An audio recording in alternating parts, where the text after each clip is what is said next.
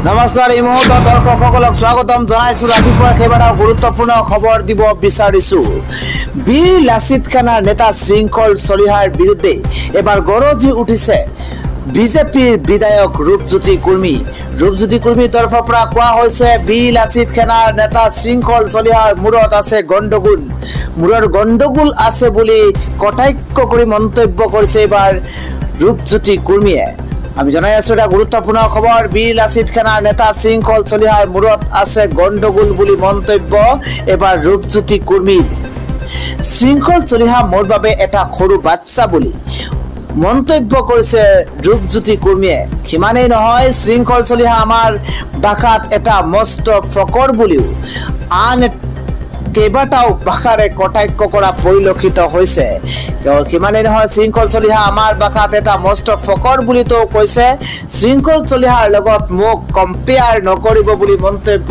ৰূপজ্যোতি কুৰ্মীৰ এটা বিশেষ খবৰ এই মুহূৰ্তত জনোৱাৰ চেষ্টা কৰিছো শৃংখল চলিহাৰ বিৰুদ্ধে গৰজি উঠিছে বিজেপি বিধায়ক ৰূপজ্যোতি কুৰ্মী পৰৱৰ্তী আন এক গুৰুত্বপূৰ্ণ খবৰ হৈছে এবাৰ আমিনুল ইছলামে হিমন্ত বিশ্ব শৰ্মাক উদ্দেশ্য কৰি কয় যে মুছলমান নাবালিকাক কুকাণ্ডক লৈ নিমাত কিয় অসমৰ মুখ্যমন্ত্ৰী ডাঙৰীয়া আমি জনাই আছো এটা গুৰুত্বপূৰ্ণ খবৰ এবাৰ হিন্দুৱে অশ্লীল কাণ্ড কৰিলে নিমাত হৈ থাকে ৰাজ্যৰ মুখ্যমন্ত্ৰী গৰাকী তাক লৈ প্ৰশ্ন উত্থাপন কৰিছে আমিনুল ইছলামে কয় যে হিন্দু লোকে দৰ্শন কৰিলে মুখ্যমন্ত্ৰীৰ কোনো প্ৰতিক্ৰিয়া নাথাকে কিন্তু শিক্ষক দিৱসৰ দিনাই মুছলমান নাবালিকাক দৰ্শন কৰিছিল হিন্দু শিক্ষকে কত আছিল হিমন্ত বিশ্ব শৰ্মা যদি নাবালিকা গৰাকী হিন্দু হলহেঁতেন অসম গৰম কৰিলেহেঁতেন মুখ্যমন্ত্ৰী হিমন্ত বিশ্ব শৰ্মাই এই কথা প্ৰকাশ কৰিছে আমিনুল ইছলামে এগৰাকী মুছলমান নাবালিকাক শিক্ষক দিৱসৰ দিনাই কাজল শইকীয়া নামৰ শিক্ষকে কৰিছিল কুকাণ্ড আৰু তাৰ পিছতেই সৰ্বত্ৰে প্ৰতিক্ৰিয়া আৰম্ভ হৈছিল কুকাণ্ড কৰি গ্ৰেপ্তাৰ হৈছে শিক্ষক কাজল শইকীয়া আৰু দুবুৰীত সংঘটিত হৈছে এই লজ্জাজনক ঘটনা পবিত্ৰ শিক্ষক দিৱসৰ দিনটোতে এনে কাণ্ড সংঘটিত কৰিছে শিক্ষক কাজল শইকীয়াই কিন্তু নাবালিকা গৰাকী মুছলমান হোৱাৰ বাবে কোনো প্ৰতিক্ৰিয়া দিয়া নাই মুখ্যমন্ত্ৰী গৰাকীয়ে অন্যথা ৰাজ্য জোকাৰিলেহেঁতেন হিমন্ত বিশ্ব শৰ্মাই অসম জ্বলোৱা ইছ্যু বিচাৰি থাকে হিমন্ত বিশ্ব শৰ্মাই মন্তব্য আমিনুল ইছলামৰ মুখ্যমন্ত্ৰী কঠোৰ সমালোচনা কৰি আমিনুল ইছলামৰ তৰফৰ পৰা এইকেইটা মন্তব্য কৰা হৈছে পৰৱৰ্তী ব্ৰেকিং নিউজ পুনৰ মুখ্যমন্ত্ৰীৰ প্ৰশংসাত পঞ্চমুখ হৈ পৰিছে উত্তৰ কৰিমগঞ্জৰ বিধায়ক কমলাক্ষ দে পুৰকায়স্থ মুছলিমৰ জনসংখ্যা বৃদ্ধি ৰোধ মুছলিম বিবাহ বিচ্ছেদ আইনক লৈ চৰকাৰে লোৱা সিদ্ধান্তক প্ৰশংসা কৰিছে এইবাৰ কৰিমগঞ্জৰ বিধায়ক কমলাক্ষ দে পুৰকায়স্থই আজিৰ খবৰটোকৈ আন এটা গুৰুত্বপূৰ্ণ খবৰ হৈছে অতি শীঘ্ৰেই সলনি হ'ব অসমৰ মুখ্যমন্ত্ৰী হিমন্ত বিশ্ব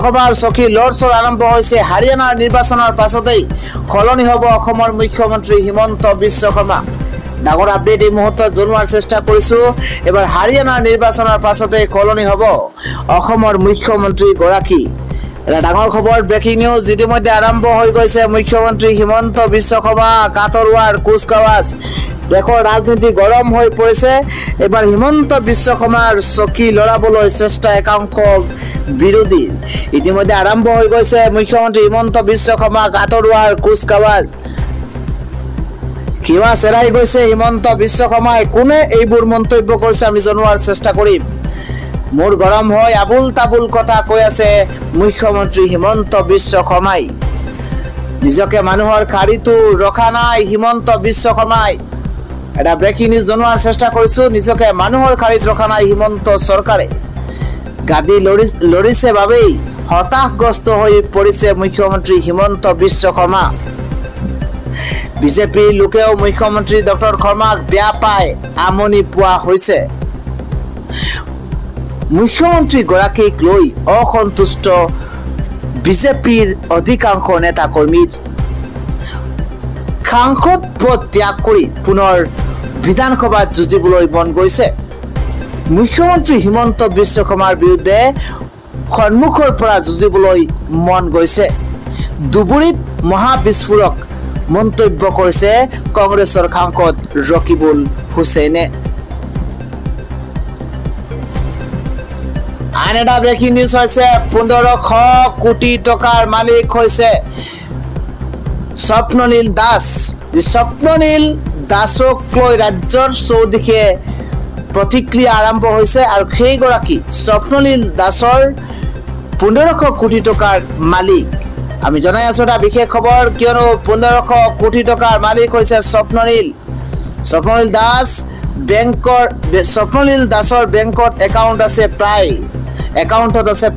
1500 কোটি টকা।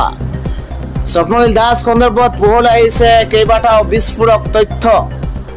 এই মুহূৰ্তত এটা ডাঙৰ খবৰ জনোৱাৰ চেষ্টা কৰিছো। আৰক্ষীৰ জিম্মাত থকা স্বপ্নলীল দাসৰ আছে 20টাকৈ বেংক একাউণ্ট। স্বপ্নলীল দাসৰ ডুবাইত আছে 2টাকৈ বেংক একাউণ্ট। আৰক্ষীৰ জেৰাত মুখ খুলিছে স্বপ্নলীল দাসে। স্বপ্নলীলৰ মাতৃৰ বেংক একাউণ্টত আছে 79 লাখ টকা। ইপিনে পুনৰ আৰক্ষীৰ জিম্মালৈ প্ৰেৰণ স্বপ্নলীল দাসক। 3 দিনৰ বাবেই পুনৰ আৰক্ষীৰ জিম্মালৈ প্ৰেৰণ কৰা হৈছে স্বপ্নলীলক। ৰাজ্যবাসীৰ কাৰণে পৰৱৰ্তী গুৰুত্বপূৰ্ণ খবৰ হৈছে এইবাৰ বিজেপিৰ ভেটি খহিছে। 500ৰো অধিক বিজেপি নেতা কৰ্মীয়ে এইবাৰ দল ত্যাগ কৰিছে। মন্ত্ৰী বিধায়ক লগতে নেতা কৰ্মীয়ে এৰিছে দল। আমি জনাই আছো এটা ৰাজনৈতিক বিশেষ খবৰ, কিয়নো হঠাৎ থান বান হৈ গ'ল বিজেপিৰ ভেটি। হাৰিয়ানাত 500ৰো অধিক নেতা কৰ্মীয়ে দল ত্যাগ কৰিছে। বিধানসভা নিৰ্বাচনৰ পূৰ্বে কেন্দ্ৰত হাহাকাৰ পৰিৱেশৰ সূচনা হৈছে। এটা ৰাজনৈতিক ব্ৰেকিং নিউজ জনোৱাৰ চেষ্টা কৰিছো। শাসনত থকা বহু মন্ত্ৰীয়েও এৰিছে বিজেপিৰ গেৰুৱা দল। হাৰিয়ানাৰ নিৰ্বাচনৰ প্ৰথমখন তালিকা ঘোষণাৰ পাছতে দলীয় ভাঙন আৰম্ভ হৈছে। প্ৰাক্তন মন্ত্ৰীৰ লগতে বহু দলীয় কৰ্মী নিজৰ দলক লৈ অসন্তুষ্টি প্ৰকাশ পাইছে। আজিৰ শেষৰটো গুৰুত্বপূৰ্ণ খবৰ হৈছে অপৰাধীৰ কোনো ধৰ্ম নাই, অপৰাধীৰ কোনো জাত নাই। সংখ্যালঘু নেতাৰ সহযোগত আৰক্ষীৰ জালত ধিংকাণ্ডৰ অভিযুক্ত। সংখ্যালঘু নেতাৰ সহযোগত আৰক্ষীয়ে গ্ৰেপ্তাৰ কৰিবলৈ সক্ষম হৈছে ধিংকাণ্ডৰ 2গৰাকীকৈ অভিযুক্তক। সংখ্যালঘু সংগ্ৰাম পৰিষদৰ প্ৰচেষ্টাত নাগালেণ্ডৰ পৰা লৈ অনা হ'ল ফৰিদুল ইছলামক। ধিংকাণ্ডৰ অন্যতম অভিযুক্ত ফৰিদুল ইছলামক লৈ অনা হৈছে। ইফালে মৰিগাঁৱৰ পৰা গোলাপ উদ্দিনকো লৈ আনে আৰক্ষীৰ অধীক্ষকৰ কাৰ্যালয়লৈ। ডাঙৰ খবৰ জনোৱাৰ চেষ্টা কৰিছো। সংখ্যালঘু সংগ্ৰাম পৰিষদে 2 অভিযুক্তক হাজিৰ কৰাই আৰক্ষী অধীক্ষকৰ কাৰ্যালয়ত।